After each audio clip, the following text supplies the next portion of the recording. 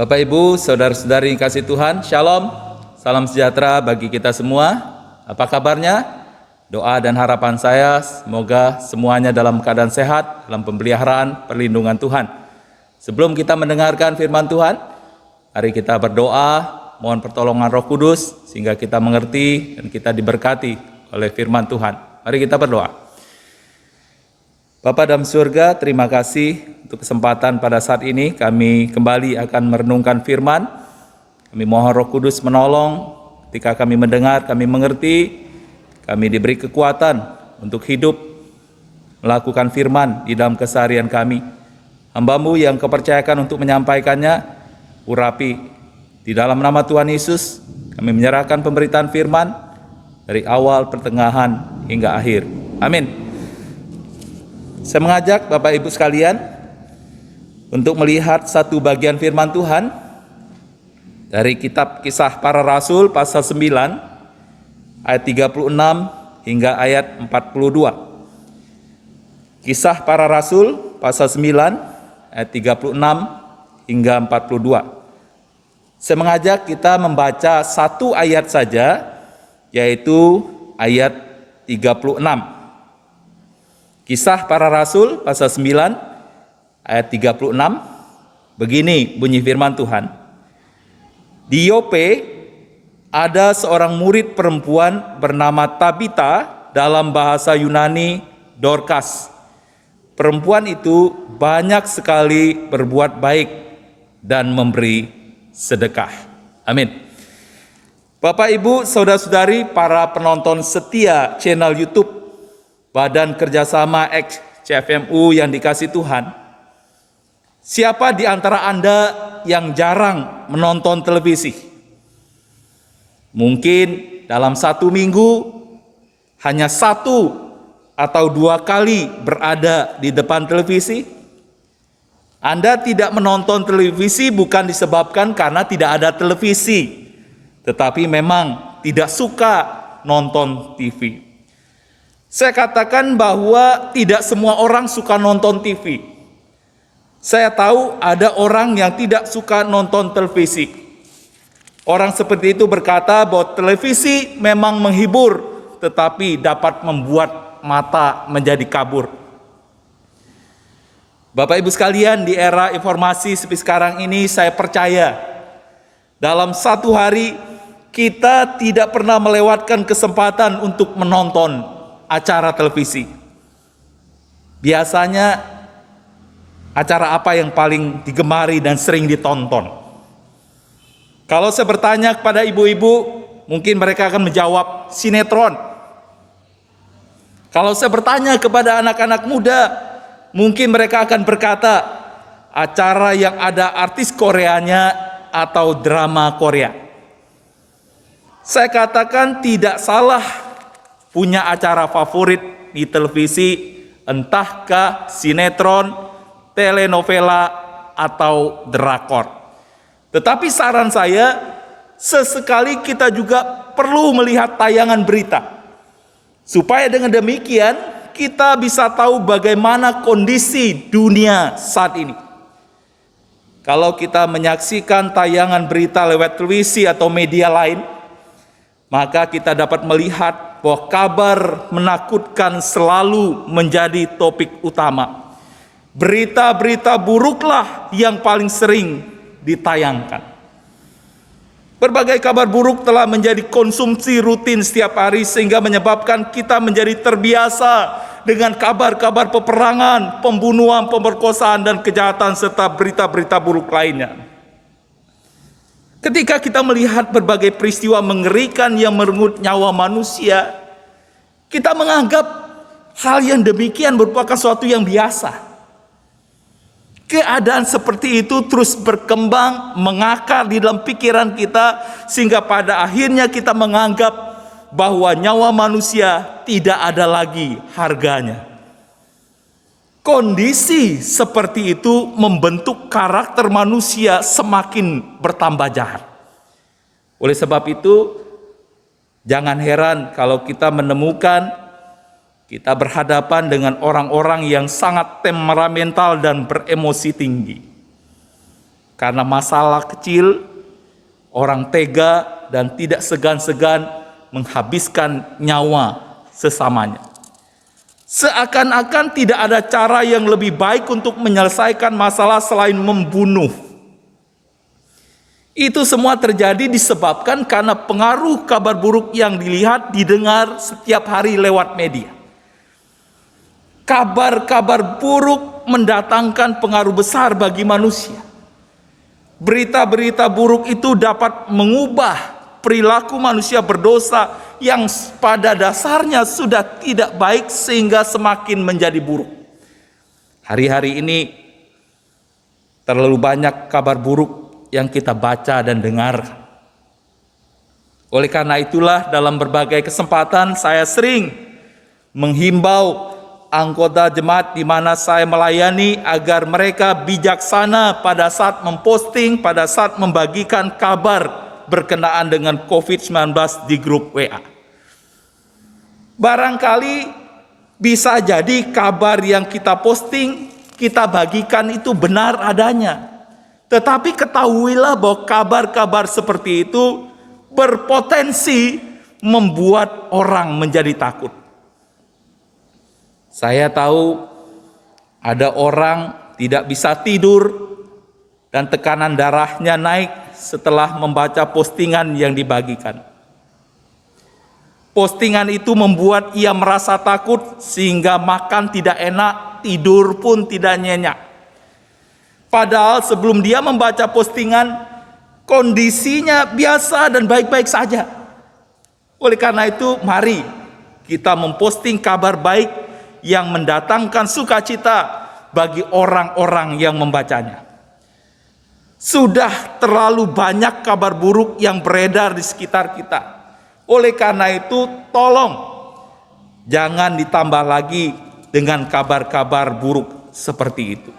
Kalau mau, postinglah, bagikanlah kabar baik yang mendatangkan sukacita. Karena kabar baik seperti itulah yang diperlukan, yang dibutuhkan manusia hari-hari ini. Kabar baik yang menyatakan bahwa Allah mengasihi manusia dan menyediakan jalan keselamatan melalui pribadi Yesus Kristus. Saya yakin kita semua sudah mendengar bahkan menerima kabar baik itu. Namun pertanyaannya adalah, apakah kita sudah memberitakan kabar baik itu kepada orang lain? Kitab suci dengan jelas menyatakan, barang siapa berseru kepada nama Tuhan akan diselamatkan. Tetapi bagaimana mereka dapat berseru kalau mereka tidak percaya kepada Tuhan? Bagaimana mereka dapat percaya kepada Tuhan kalau mereka tidak mendengar tentang Tuhan? Bagaimana mereka dapat mendengar tentang Tuhan kalau tidak ada yang memberitakan tentang Tuhan? Bagaimana mereka dapat memberitakan tentang Tuhan jika mereka tidak diutus?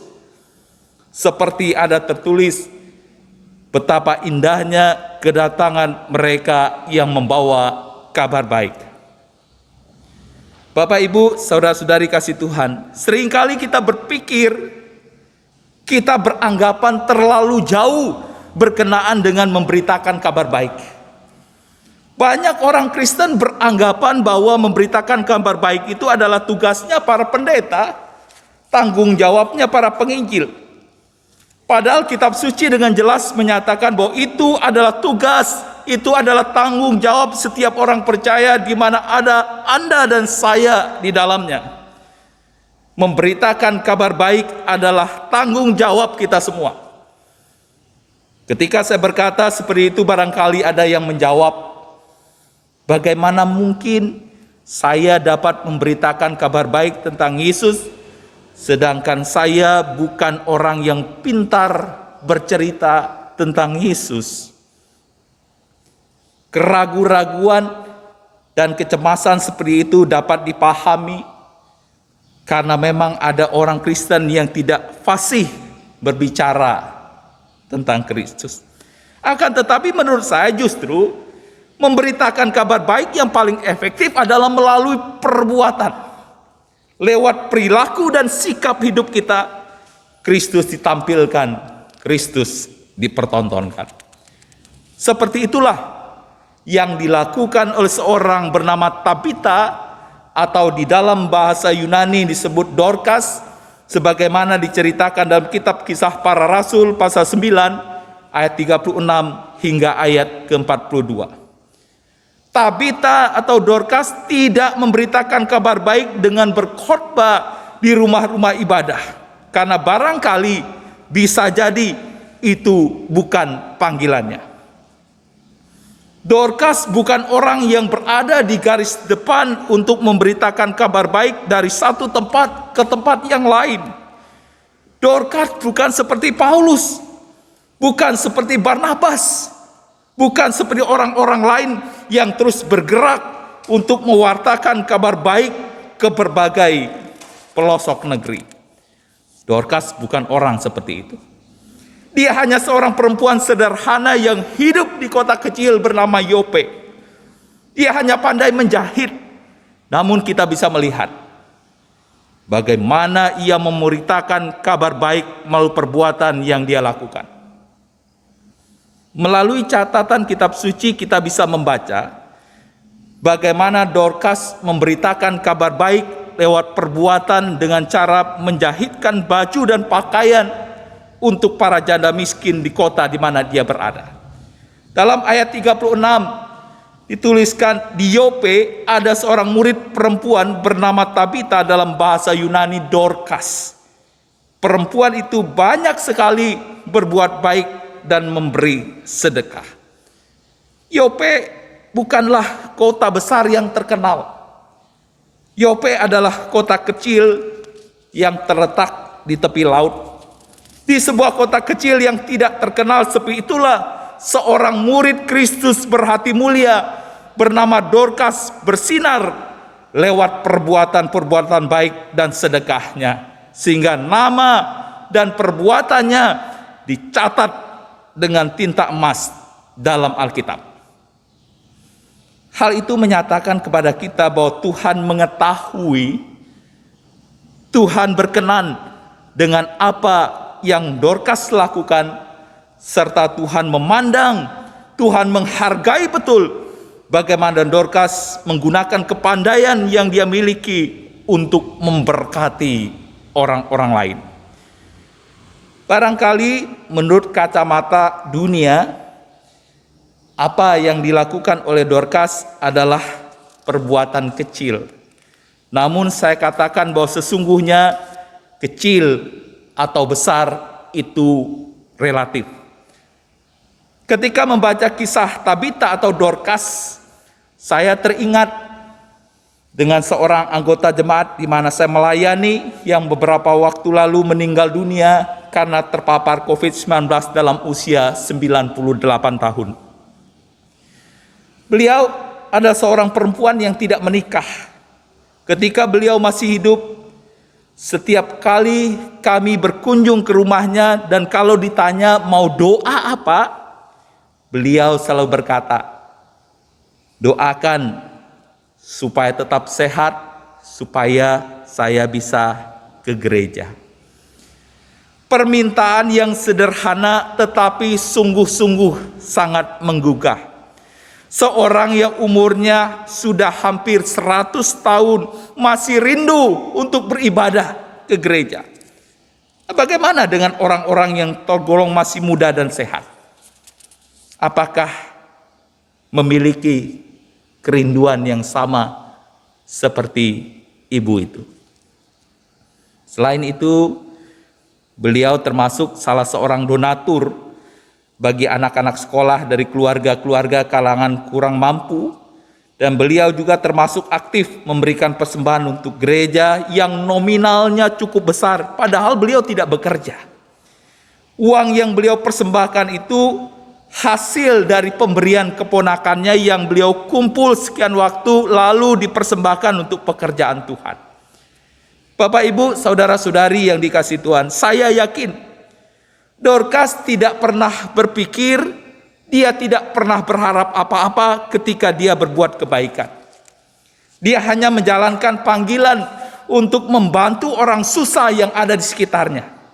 Ia tidak pernah membayangkan hal yang muluk-muluk. Dia hanya melakukan apa yang bisa dia lakukan. Namun perhatikan bahwa Dorcas tidak berhenti hanya sebatas pada rasa kasihan.